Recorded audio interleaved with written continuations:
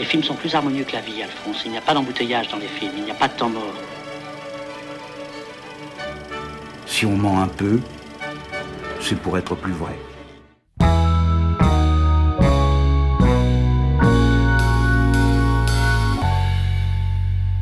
Histoire d'un secret, c'était un film qui, en dénonçant l'avortement, clandestin, avant la loi, il y avait tous ces aspects politiques, mais c'était aussi et surtout pour moi une manière de redonner une présence à ma mère absente, à ma mère décédée, de lui redonner vie, de la ressusciter d'une certaine façon, à partir de ses œuvres, à partir de ses images, les images qu'elle avait fabriquées. Et pour moi, Histoire d'un regard, c'est un peu la même chose, c'est-à-dire que Gilles Caron a disparu, il y a quelque chose comme ça qui manque.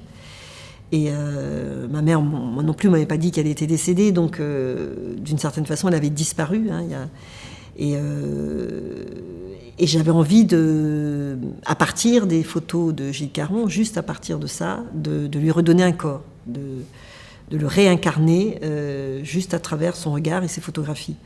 Et déchiffrer comme ça les images, c'est vraiment une passion que j'ai. Enfin, je pense que c'est lié à mon histoire, mais il y a quelque chose pour moi qui est de l'ordre de l'incarnation, c'est-à-dire que au-delà de l'image, il y a quelqu'un qui est là, quoi. Et je le sens, quoi. Donc j'ai envie de le faire partager cette sensation au spectateur. Caron a fait à peu près 100 000 photos, ce qui correspond à peu près à 30 000 planches contact. Et elles étaient classées par l'agence dans le désordre. C'était des numéros aléatoires, en fait. Donc, moi, pour comprendre le trajet de Caron dans ses reportages, pour comprendre comment il photographiait, comment il se déplaçait dans les espaces, il a fallu que je remette tout en ordre, ce qui m'a permis d'avoir une connaissance absolument incroyable de ces photos. Donc ça a été la première phase, une phase très chronophage. J'ai passé un temps fou. Absolument passionnant, parce qu'à la fois je revisitais l'histoire, je rentrais dans les détails des photos, la fleur que justement, par exemple, j'en parle dans le film, que Moshe Dayan cueille sur le mur des Lamentations, qui me permet de savoir quelles sont les photos qui sont avant son arrivée au mur, quelles sont les photos qui sont après, mais ça a été la même chose avec d'autres détails, une tache sur un mur faite par un cocktail Molotov, un détail sur un personnage, pareil, ça c'est pas dans le film, mais par exemple un soldat qui est mort à un moment donné, j'ai réussi à retrouver qui c'était dans les autres photos de la mission qu'il avait photographiée, parce que j'ai réussi à reconnaître le crayon qu'il avait dans la poche et qu'à un moment donné on le voit écrire. Enfin bon, vous voyez, c'est des choses comme ça, de petits détails. Et puis des choses beaucoup plus liées au cadrage, à la façon dont il passait de la longue focale à la courte focale. Enfin bref, tout ça m'a donné une connaissance absolument incroyable à la fois des univers qu'il a photographiés, des histoires qu'il a photographiées, et de lui, sa manière de photographier.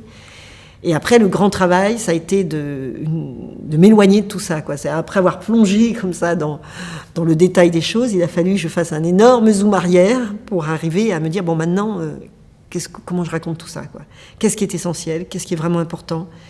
Qu'est-ce qui va faire écho? Qu'est-ce qui va permettre aux spectateurs de se raconter des histoires, à part celles que je raconte moi, parce que ce qui est important, c'est que lui se raconte. Donc comment je vais monter les photos pour qu'il y ait un imaginaire qui se développe pour lui. Voilà, plein de questions de mise en scène, de travail sur le son. Enfin, ça a été un très long travail d'écriture, quoi. Donc il y a eu la grande phase de repérage, le travail d'écriture, très, très précis en fait, assez précis on va dire. Puis un travail de montage où c'était encore plus précis sur le choix des photos, le travail du son, et le tournage qui est venu aussi bousculer ce premier travail de montage, quoi. Alors, c'est peut-être une totale projection de ma part, mais j'ai vraiment eu la sensation qu'il photographiait comme on faisait du cinéma. Enfin, comme on fait du cinéma, en particulier du cinéma documentaire, quoi. C'est-à-dire que... Et la manière que j'aime, moi, de faire. C'est-à-dire que ce qui l'intéresse, bien sûr, il y a l'événement, mais plus que l'événement, il y a les personnes, les singularités, justement. Quand on parlait du rapport du collectif et de l'individu, de l'histoire intime et de la grande histoire, lui, c'était pas seulement l'événement qu'il photographiait. C'est-à-dire qu'il se servait pas des corps des gens ou des gens qu'il voyait dans l'événement pour représenter un événement, mais il allait s'approcher vraiment d'eux. On a l'impression que ces gens, ils existent. Pourtant, il ne fait pas forcément énormément de photos avec eux, mais ils sont là. Même les enfants Biafré, enfin, ce qui est terrible avec ces enfants dont on sait qu'ils vont mourir, etc., ils ont une singularité. Ils existent pour eux-mêmes. Ils n'existent pas juste pour représenter l'horreur de la famine. Ils sont là, il y a quelqu'un, quoi. Et ça m'a beaucoup touchée dans cette approche-là. Je retrouve quelque chose qui, moi, me préoccupe dans mon cinéma documentaire. Et puis, je pense qu'il est le cœur même du cinéma documentaire, en fait. Et puis, en parcourant les planches contact, il y avait quelque chose de très cinégénique, quoi, de très cinématographique dans sa façon d'arpenter l'espace, de se déplacer, de créer une scène, en fait. Il y avait vraiment des scènes, quoi. C'était pas juste des bouts de choses, mais c'était vraiment des scènes. Il y avait des moments où je me disais, mais là, j'entends la scène, je la vois, je suis là, quoi. Je suis avec lui comme une scène de cinéma direct, quoi. Et ça m'a beaucoup touchée aussi. Là, il y avait vraiment quelque chose, effectivement, en miroir, et j'ai monté le film pour que le spectateur ressente ça aussi. Quelqu'un d'autre, sûrement, en tirerait autre chose, verrait autre chose et mettrait en valeur autre chose. Mais moi, j'ai mis en valeur ce qui, moi, me touchait et faisait écho avec mon propre travail.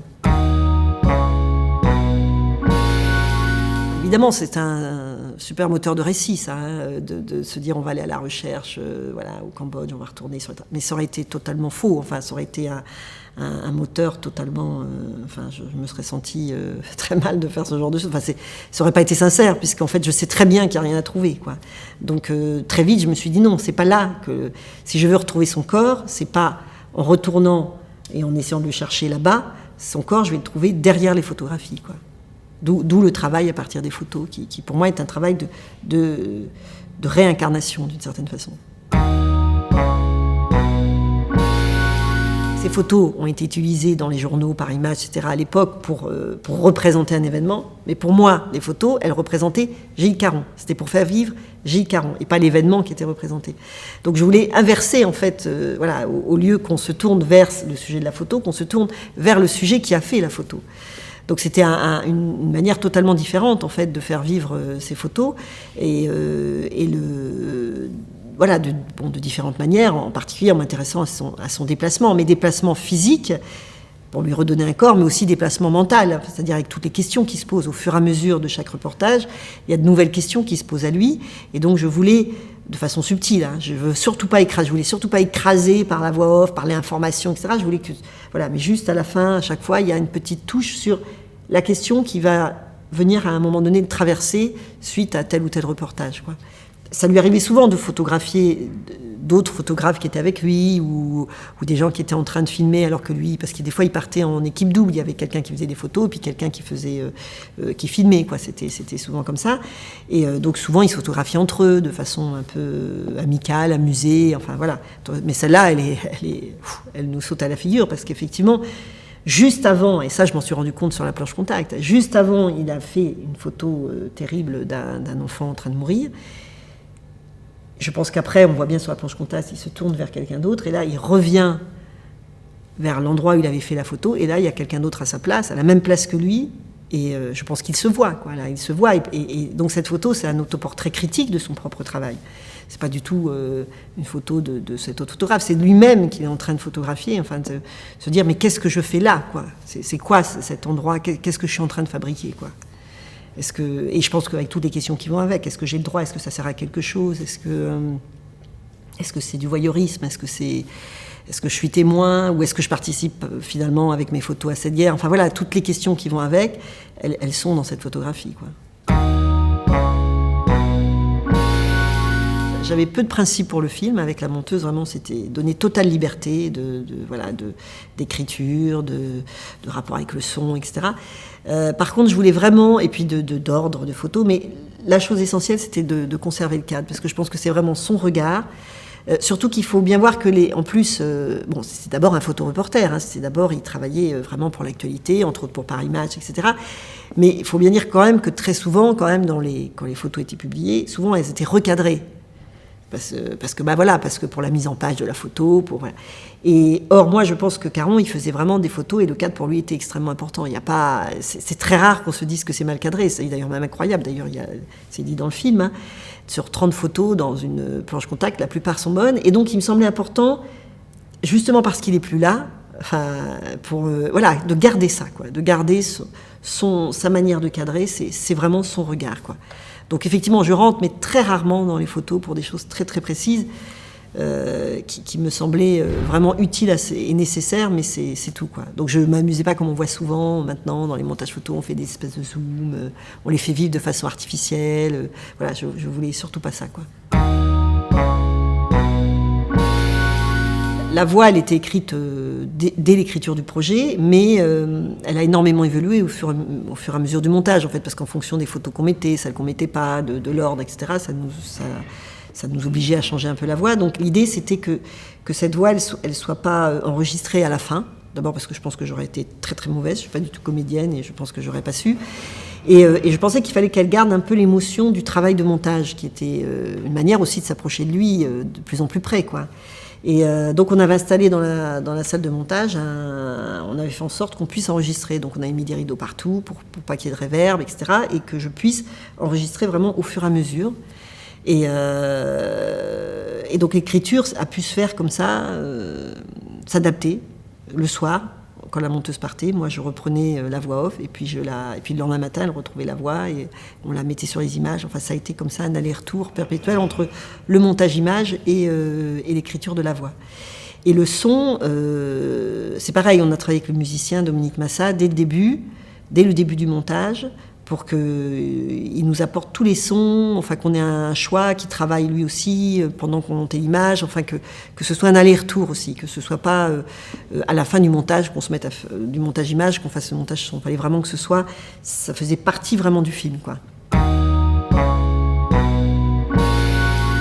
Moi, j'avais eu un tel plaisir à regarder ces images, à aller chercher des informations, à les recouper avec les photos, à entendre des gens qui parlaient de l'événement en question, etc. Enfin, je voulais que le spectateur, finalement, revive un peu ce plaisir que j'avais eu.